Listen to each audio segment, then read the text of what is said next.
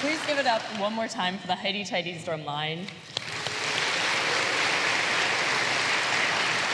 Well, good afternoon, and welcome to the 2018 State of the University Address. My name is Rachel Iwicki, and I am a senior studying mechanical engineering and Russian language. I also currently serve as the undergraduate representative to the Board of Visitors. Hello, my name is Zoe Mani. I'm a PhD student in Public Administration and Public Affairs. I currently serve as the graduate student representative to the Board of Visitors. Thank you all for being here today. Now, please welcome Virginia Tech's 16th president, Tim Sands.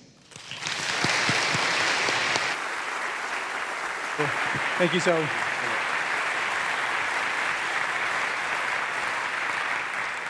Thank you, Zoe and Rachel. Good afternoon, and welcome to a great new year at Virginia Tech. Thank you for taking some time out of your busy week to be here today. I also want to welcome those joining us from our campuses in Roanoke, the National Capital Region, and online from anywhere in the Commonwealth or around the world where Hokies reside. Welcome to members of the Board of Visitors who are with us today, C.T. Hill and Robert Sebeck, as well as Zoe and Rachel, and to the staff representative to the board. I also want to thank Dr. Laura Sands for being here today and for her tireless support for Virginia Tech over the last 4 years.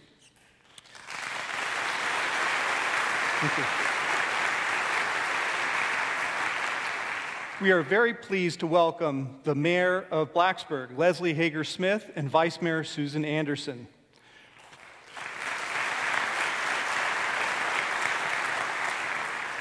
Princeton in Review just ranked us second in the nation for town-gown relations, and Blacksburg's leadership is a big reason for that, so please give them another round of applause.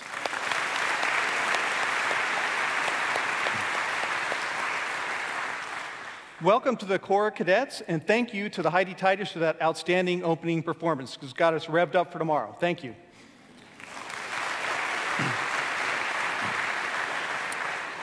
The Corps is a living link to our founding principles of honor and service, and the quality of our students is evidenced by the fact that Virginia Tech is the highest producing unit for Air Force officers for the past 3 years running.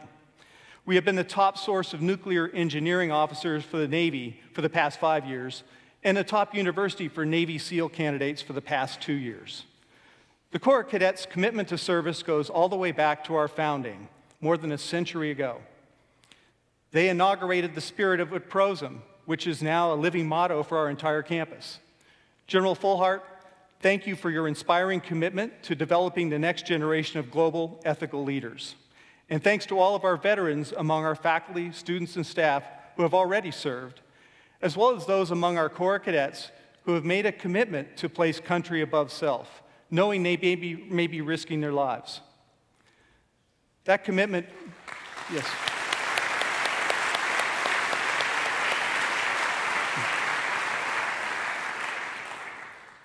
That commitment brings to mind U.S. Navy Ensign Sarah Mitchell, who graduated from the Corps last year and tragically was killed in a training accident in the Red Sea over the summer. Let's all take a moment to quietly reflect on Ensign Mitchell's all too brief life and the sacrifice that so many are willing to make for the rest of us.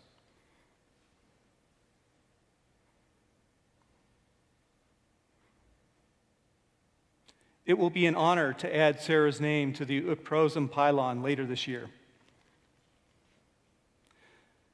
Every fall, we welcome nearly 9,000 new Hokies, students, faculty, staff, to our extended community. If you are still wondering what's a Hokie, you are. I would like to single out one member of our new class of Hokies, though. Dr. Dwayne Pinkney joined us last month as Senior Vice President for Operations and Administration. Welcome, Dwayne.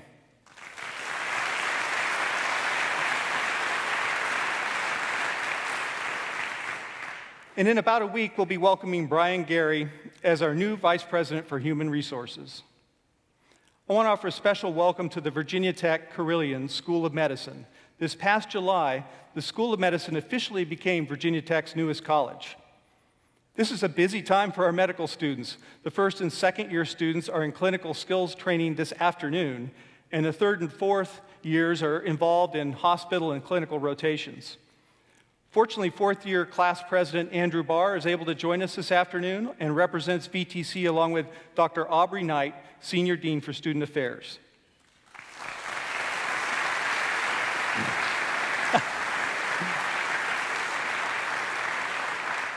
And the Hokie bird, of course, who has his white jacket on. I don't know where he is in his studies, but thank you for joining us too. Andrew and Dr. Knight, welcome, and please extend our greetings to the rest of the college. Andrew, we're proud that you and your classmates will be graduating as Hokies. I want to send a special welcome to the Virginia Tech class of 2022. This is our sesquicentennial class. Most of you will receive your degrees as we celebrate our university's 150th year. You are the most diverse entering class we've had to date, with more than one-third coming from underrepresented or underserved populations. You're also one of the most academically talented classes, representing some of the best students in Virginia, across the nation, and around the world. Embrace the Virginia Tech experience. Be engaged inside and outside the classroom. Get involved in research, find a mentor, run for student office, start a company, commit to an internship. I'm excited to see what the class of 2022 will accomplish, your ideas, your hard work, and the way you serve this community. I look forward to spotlighting your achievements as we celebrate 150 years of Virginia Tech excellence. But no pressure, no hurry. I know you'll be outstanding because you're Hokies. I also want to extend greetings to those who are in town for the Legacy Society meeting and the Alumni Association Leadership Conference this weekend. And welcome to those who may be here for tomorrow's first home game of the 2018 football season. What a great weekend to be at Virginia Tech, and what a great year to be a Hokie. And we are here today because our history has prepared us to lead higher education into the future. Back in 1872, the Commonwealth of Virginia had the foresight and commitment to create an institution under the Morrill Act Charter to provide an affordable education in agriculture and engineering, an education that supported the Commonwealth's economic engine. We can now be the land-grant for the 21st century, meeting the needs of today's and tomorrow's workforce. The College of Engineering and College of Agriculture and Life Sciences and Cooperative Extension are part of the foundation on which we build. To our faculty and staff, I appreciate the hard work that all of you do. You are the backbone of this institution. Faculty, you've dedicated your lives to the Academy and are committed to teaching, research, scholarship, and sharing knowledge with a purpose. Starting with our founding faculty of 3 in 1872 and growing to more than 4,000 today, you continue to meet the evolving needs of this university and the Commonwealth. Members of our faculty senate are not able to be here today because they have a meeting this afternoon. However, I understand they are pausing the meeting to join us remotely. You see them just a few minutes ago. So welcome to all of you, and thank you for your service and leadership.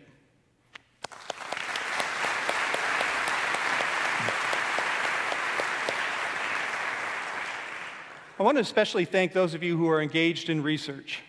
Research is core to the mission of Virginia Tech and integral to our role as a land-grant institution. Many of you have come to Virginia Tech to undertake and support the creation and dissemination of knowledge through research, scholarship, and creative expression. There are few universities in this country that have a portfolio like ours, with deep strength in fundamental discovery-driven research and a wide breadth of use-inspired research and technology development. We work in and across traditional academic disciplines through colleges, institutes, and centers. We partner with a diverse network of companies.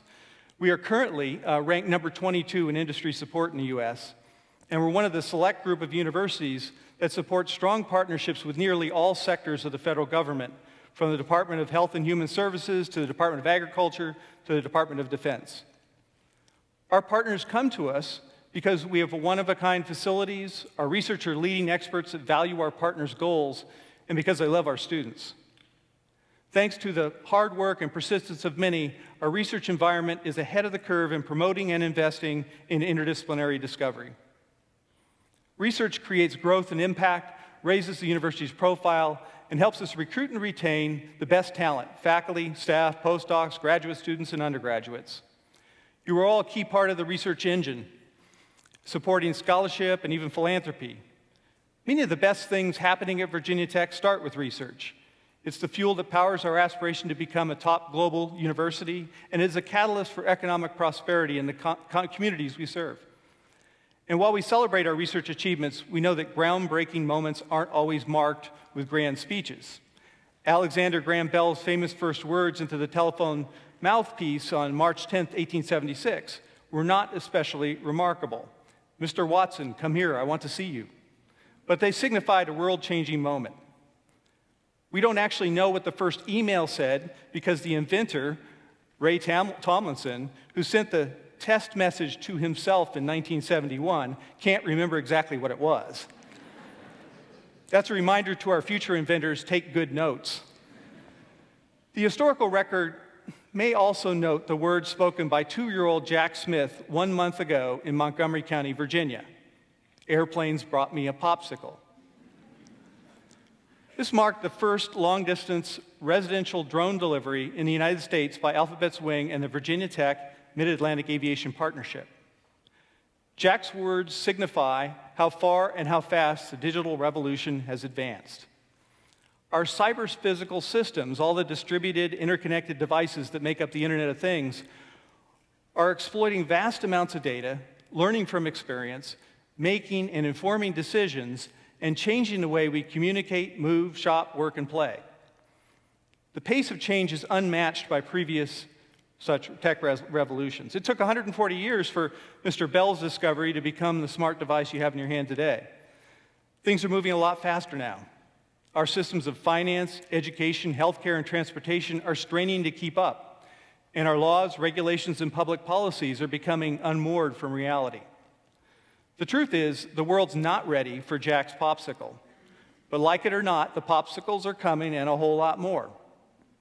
The complex interfaces between the semi-autonomous networks of machines and networks of humans, human cyber networks, if you will, are enabling a sort of collective autonomy, the interfacing of humans and machines at every scale, from biochemical to implants to wearable devices, all the way to connected populations in rooms, neighborhoods, and even the entire planet.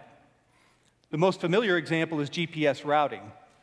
Applications of collective autonomy such as this have great potential to make our lives better, freeing up time and energy for the more human of pursuits. But this new world also presents existential challenges, including a growing divide between those who are served by technology and those who are not. Who better than Hokies to ensure that the world of intelligent machines and human cyber networks improves the human condition and does not destroy it? The arrival of collective autonomy brings an imperative for higher education, which has been expecting a tsunami for years, but has largely remained unchanged. We must prepare our students for the world that they're entering. The balance must shift from simply acquiring knowledge to developing skills and abilities that will endure in a society that is supercharged by intelligent machines.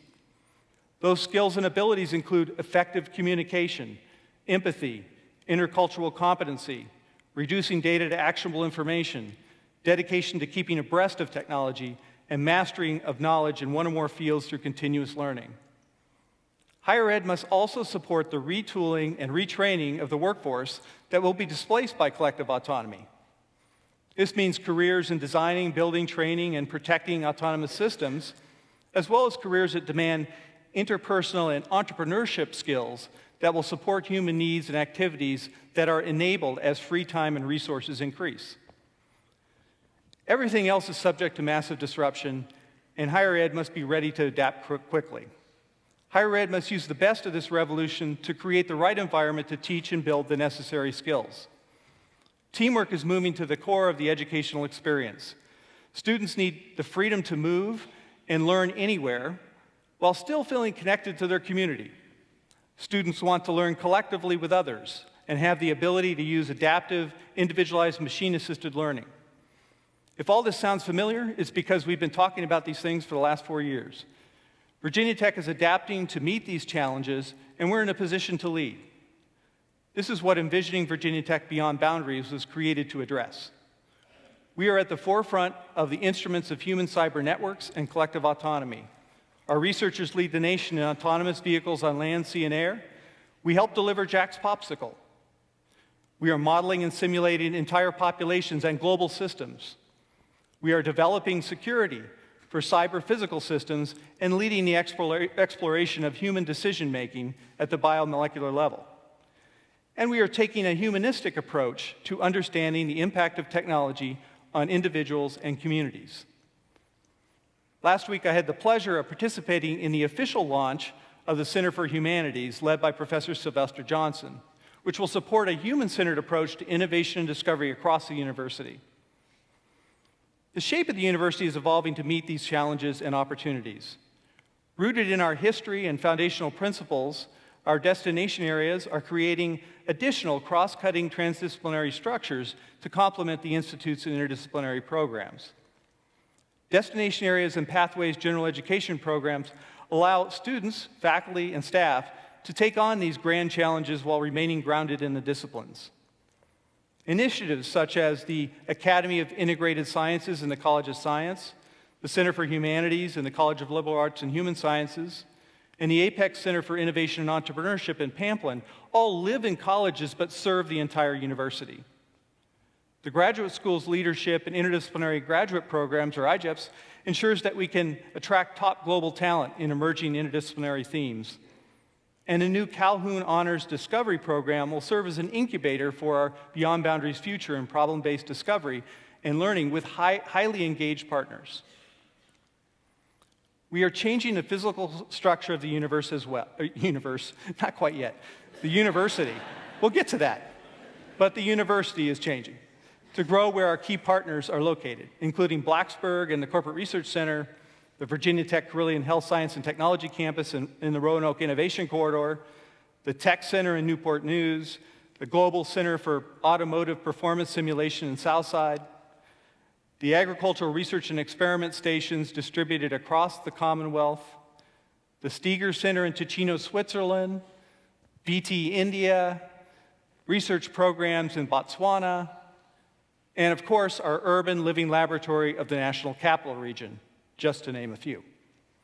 The binary star model for our university, with a major presence in Blacksburg and Roanoke, connected to our growing engagement in the National Capital Region, represents a unique opportunity for Virginia Tech to address the challenges and bridge the divides created by collective autonomy, which will touch every aspect of our lives.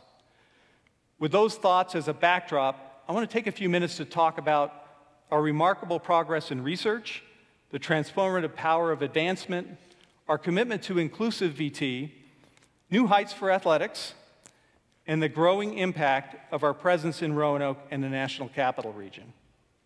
I will finish by highlighting challenges and opportunities of the coming year and our commitments for the future. Earlier I mentioned research. We're proud to be a top 25 public research institution with more than $500 million a year in research expenditures. Our position today honors the vision and drive of the late Charles Steger, who worked tirelessly to elevate our standing among research universities. During the first decade of this century, we doubled our research enterprise as measured by expenditures, growing faster than every other research institution in the country. In fact, we grew so fast, we outstripped our ability to support that large portfolio. Over the past 2 years, the Office of the Vice President for Research and Innovation, under the direction of Dr. Teresa Mayer, has set out to enhance the infrastructure to support the next doubling of our portfolio and its impact. And we're already seeing the early indicators of success. This past fiscal year was the best in Virginia Tech's history in terms of sponsored research expenditures. Overall, they increased 6% or $15 million over last year. Some units made remarkable progress this year. The College of Engineering is up 9% or $7 million. The College of Science is up 13% or $3 million. And the Virginia Tech Transportation Institute is up 9% over $3 million over last year. Congratulations to our faculty, students, and staff, and all those who support them.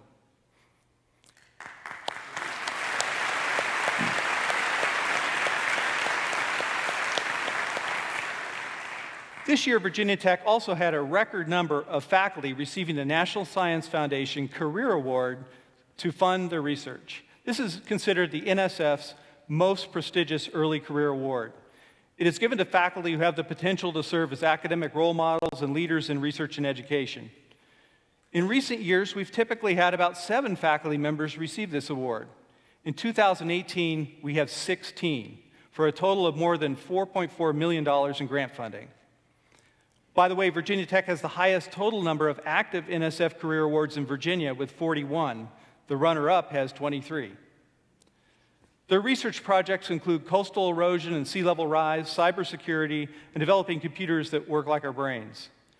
At Virginia Tech, we're developing the research leaders of tomorrow who are taking on the challenges and opportunities of the future.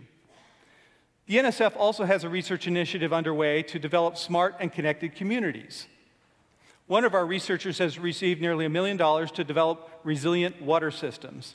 Dr. Kaylin Carey, who studies freshwater ecosystem science, joins us from the Carey Lab in Deering Hall. Welcome, Dr. Carey. I'm particularly interested in the work you're doing at the Falling Creek Reservoir in the Roanoke Valley region. Can you describe this research, Kaylin? Yes, I'm leading a large interdisciplinary team of Virginia Tech researchers that are coming from across campus to improve drinking water management for Roanoke. To do this, we've deployed sensors at the reservoir that are measuring water quality on the minute scale. These data are streaming wirelessly to the cloud, where they're being used to generate water quality forecasts. So similar to weather forecasts, where we might predict that there's rain tomorrow, we can predict that there's, for example, an 80% chance of an algal bloom next week.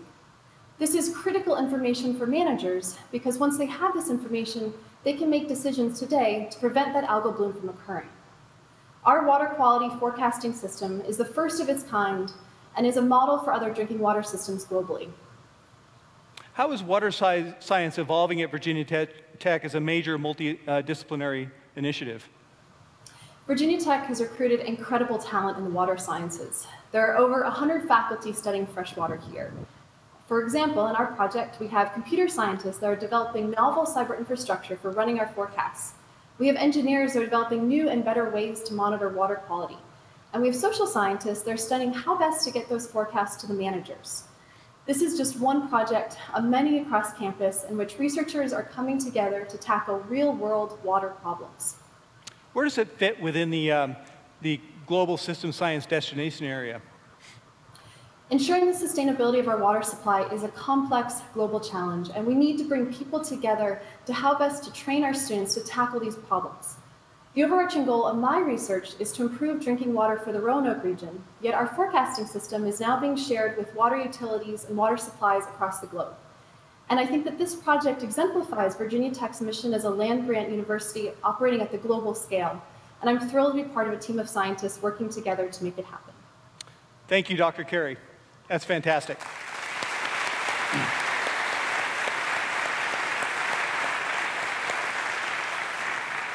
We were hoping to have her out at Falling Creek Reservoir, but we couldn't get a good signal, so next time we'll try to do that.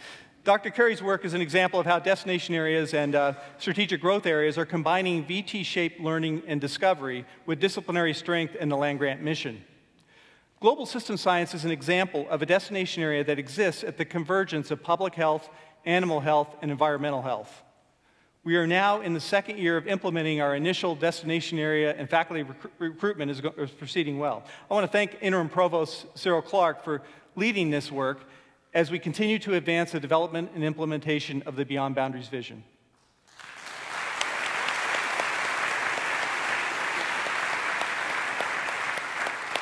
This vision also includes our research institutes, interdisciplinary graduate education programs, and the university's commitment to community engagement and experiential learning. Talent and innovation are essential, but if you want to make a difference in the world, you need resources. That's why the work of our Division of Advancement is so important, and they're doing an incredible job. Donations to Virginia Tech have surpassed $150 million for the second year in a row. More than 33,000 individual donors, corporations, and foundations made new gifts or commitments to the university this past year. Several colleges and programs saw their gifts and commitments increase dramatically. Donations to the Pamplin College of Business more than doubled. Donations to Virginia Tech Athletics rose nearly 60%. Major gifts over the past year included $20 million to launch the Calhoun Honors Discovery Program, $15 million for a new student-athlete performance center, and $5 million to establish the May Family Foundation pathway for first-generation students. We are collaborating with Block One, a global leader in blockchain technology, and their CEO, Dan Larimer, who is a Virginia Tech computer science alumnus. Block One has committed $3 million to hire faculty and staff and develop courses that will lead to an undergraduate minor or concentration in blockchain development. Our alumni giving participation rate rose to 13% this past year, up from 12% in 2017, and we're working hard to increase our alumni giving rate to 22% by 2022. Thanks to the work of our advancement team, the Council for Advancement and Supportive Education, CASE, recognized Virginia Tech with a national award for overall improvement this year. We are incredibly fortunate to have such a generous community, and your gifts are making a real difference. Thank you.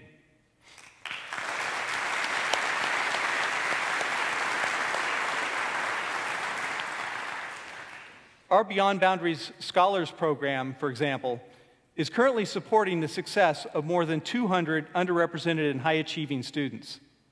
The Beyond Boundaries Scholar Program is part of our goal through inclusive VT to increase our undergraduate population of underrepresented and underserved students. This will broaden our pool of talent and expand opportunities for those who are historically underserved in the spirit of our land-grant charter. In 2016, we committed to include, as 40% of the 2022 entering class, those who are underrepresented or underserved, including first-generation students and those from low-income families. We're making good progress in that direction. The entering class this fall includes over 2,000 underrepresented and underserved students. That's 34% of the entering class, up 5 percentage points from last year. In 2017, we were very proud to announce that we hired 15 faculty members from underrepresented communities. This year, we're twice as proud because we're welcoming 30 new underrepresented faculty members to campus. I think that's worth it. Thank you.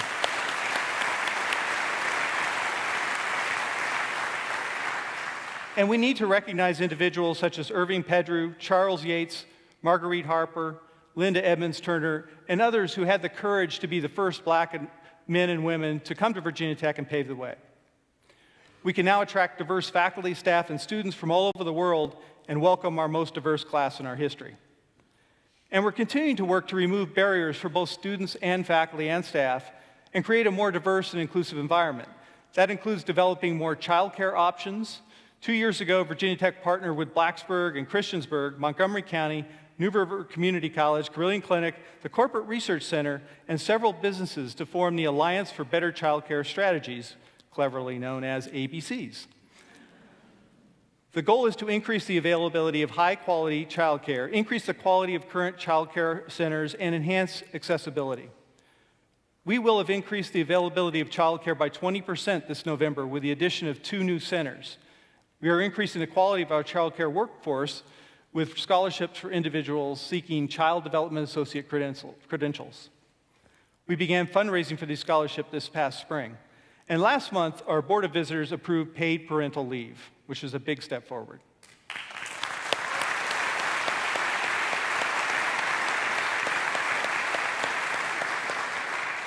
We're doing all this because it's essential to our mission.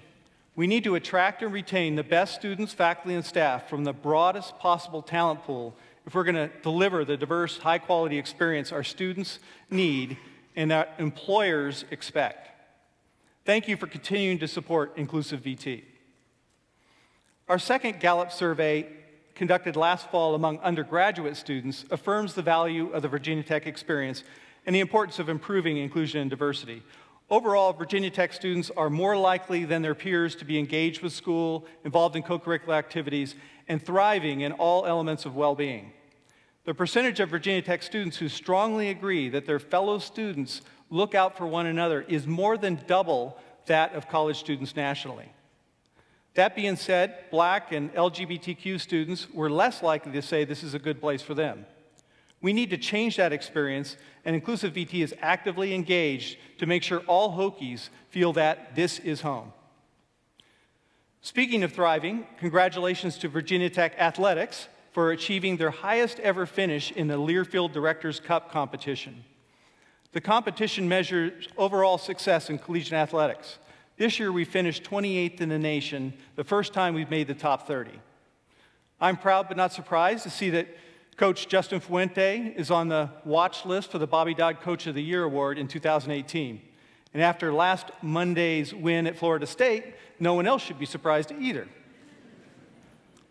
Congratulations to the women's golf team, Coach Carol Robertson, and their first NCAA tournament appearance. And a special thanks to Coach Buzz Williams for keeping us motivated and grounded with his tweets and for encouraging us to get better in every way possible. Earlier, I mentioned the new Student Athlete Performance Center, and we're looking forward to seeing our new studio on the air when the ACC network launches in about a year. Whit Babcock and his team are doing a superb job. In fact, Whit was one of 4 athletic directors honored as AD of the Year by the National Association of Collegiate Directors of Athletics. Congratulations, Whit. We're looking forward to another great year.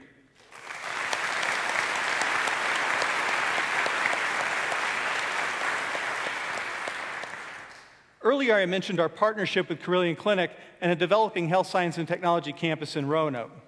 Carilion CEO Nancy Agee is watching this afternoon with a group at VTCRI. Welcome, Nancy, and thank you for your ongoing leadership. We're excited about the growth there, including the new 139,000 square foot building that will support the expansion of the Research Institute. According to a report from the Weldon Cooper Center for Public Service, the addition of that building will create more than 800 jobs and inject $150 million annually into the local economy over the next 8 years. Overall, our Roanoke campus, in partnership with Carilion Clinic, will contribute nearly $500 million per year to the Commonwealth's economy by 2026. That growth is fueled by the innovation and creativity of researchers like Carissa James, a 5th-year graduate student who has invited us to visit her today at the Smith Lab at VTCRI. Hello, Carissa. Hi, President Sands. Thanks for joining me in the lab today.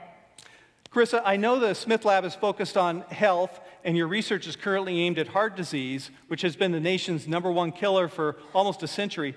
Tell us how your work is going to change that.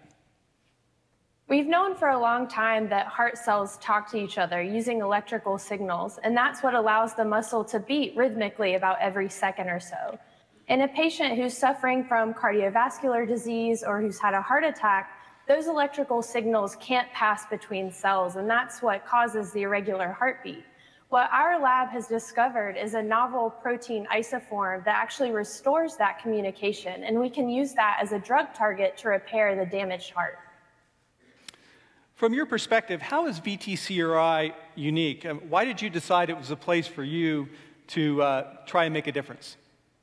We have a lot of great technology here, like the microscope that you can see behind me. But what's really special about the VTCRI is the people here. They have a vision for applying the knowledge that we gain with those powerful tools in the real world.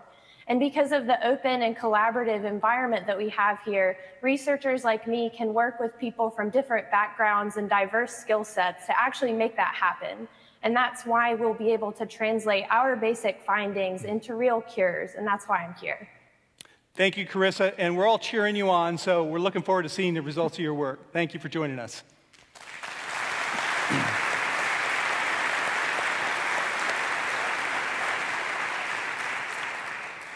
We will also continue to increase and leverage our presence in the National Capital Region, which offers a unique urban living laboratory and close proximity to key partners, talent, and resources. Our growth there is supported by LINC, our Center for Advancing Industry Partnerships. LINC is a joint effort by advancement and research, and the work has led to several recent announcements. We have a partnership between the Calhoun Honors Discovery Program and Boeing, which will contribute $3 million to support student scholarships, experiential learning grants, and faculty salaries.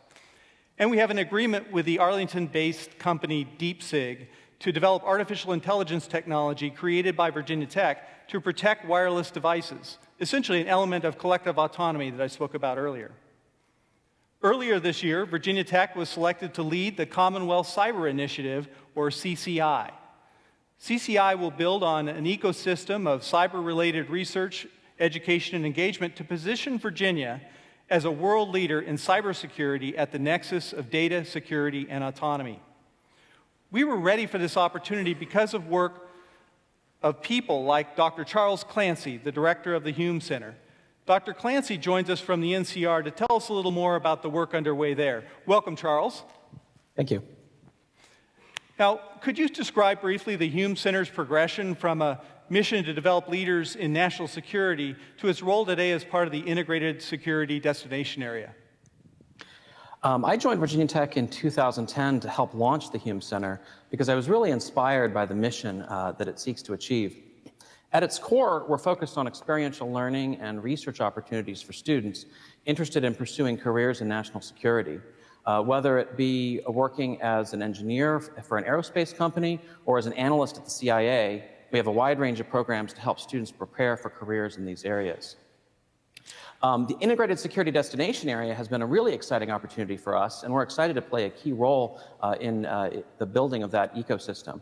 The Integrated Security Destination Area provides a university-wide platform for us to share our experiences in national security experiential learning programs, and we've learned a lot about how to build transdisciplinary and interdisciplinary programs within the Hume Center because of the work of the Integrated Security Destination Area. What are some of the outcomes that you've seen so far, Charles? This past year, we had over 400 students involved in our programs. That ranges from graduate students who are working on sensitive research in our laboratories through interdisciplinary teams of undergraduates who are working with industry partners on design projects that are uniquely tied to certain national security missions. Overall, it's been a great experience for the students, and this year we're hoping to get that number from 400 up to 500 and already have a lot of interest so far.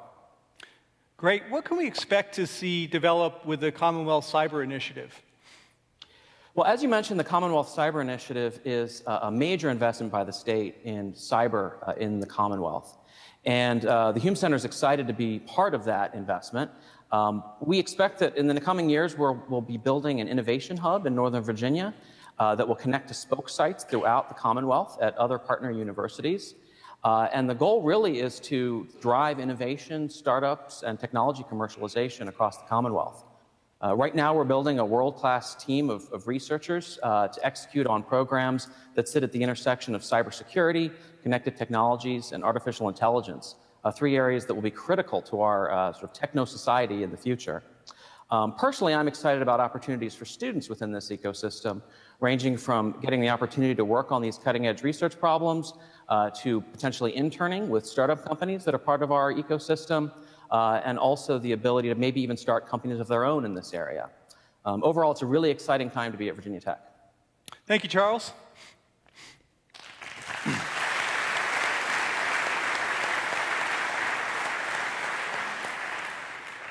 It's remarkable to think that these advancements led all the way back to the founders of Virginia Tech, who had the wisdom to know that education was the key to progress. As I mentioned earlier, in 2022, we will mark 150 years since Virginia Tech was founded, and this is a milestone to celebrate.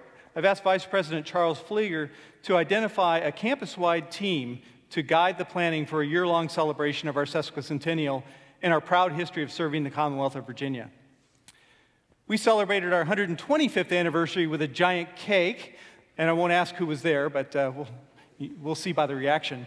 It was shaped like the War Memorial Court and weighed 3,400 pounds. So Charlie, let's see what you can do to top that.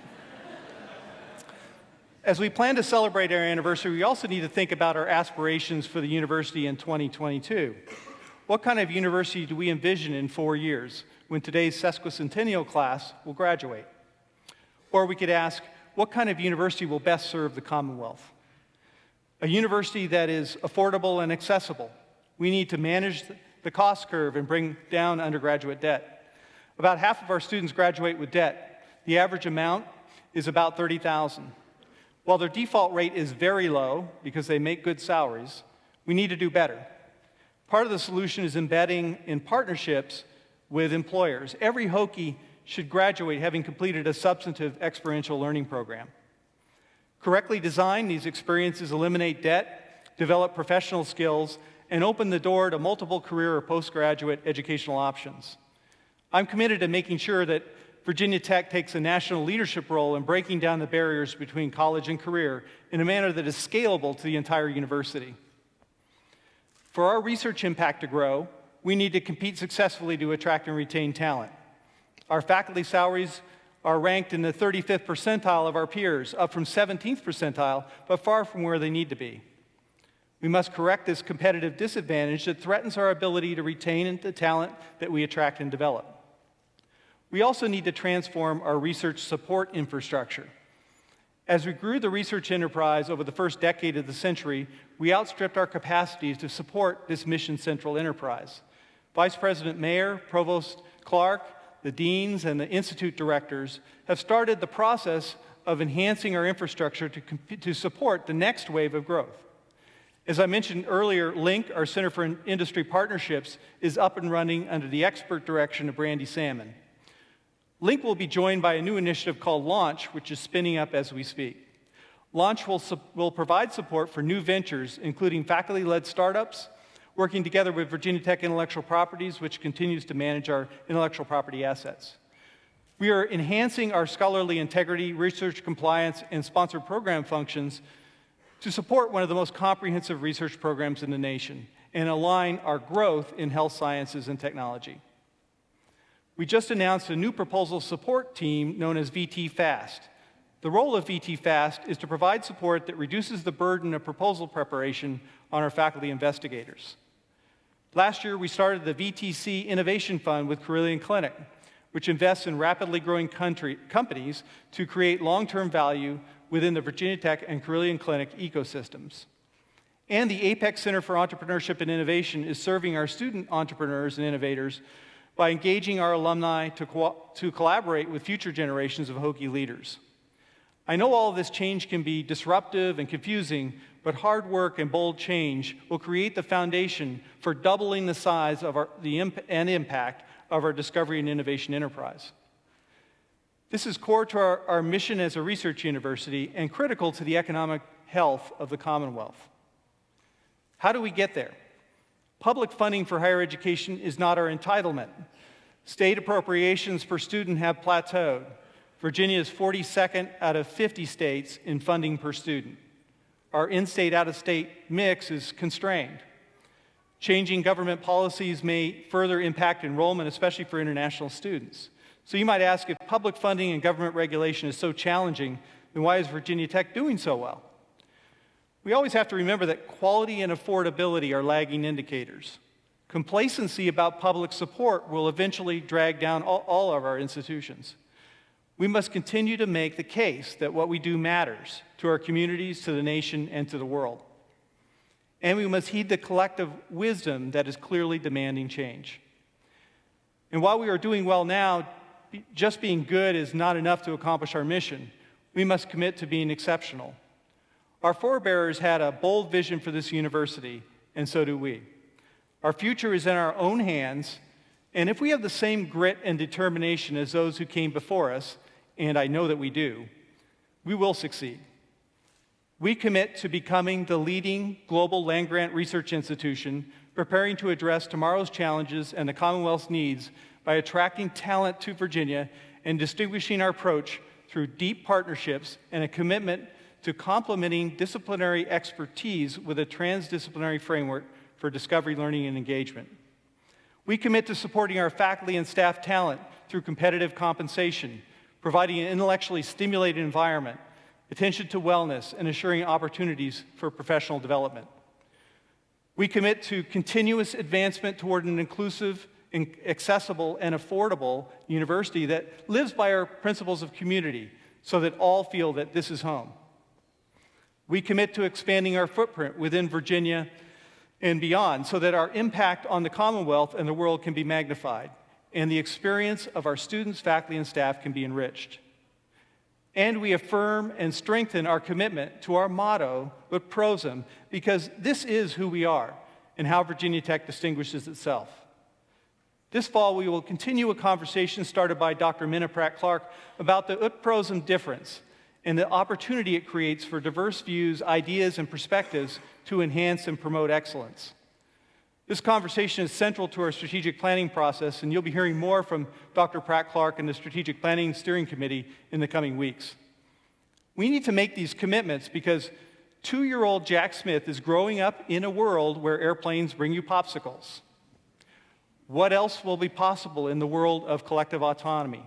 Will we be ready for the opportunities and the challenges? We're already seeing early examples of those challenges, including security threats, widening socioeconomic disparities, incivility, and unethical behavior. However, thanks to our history and those who came before us, we have the capability and the responsibility to address those challenges and make Jack's world, our world, a better place. So let's get started and let's go. Hokies! Thank you.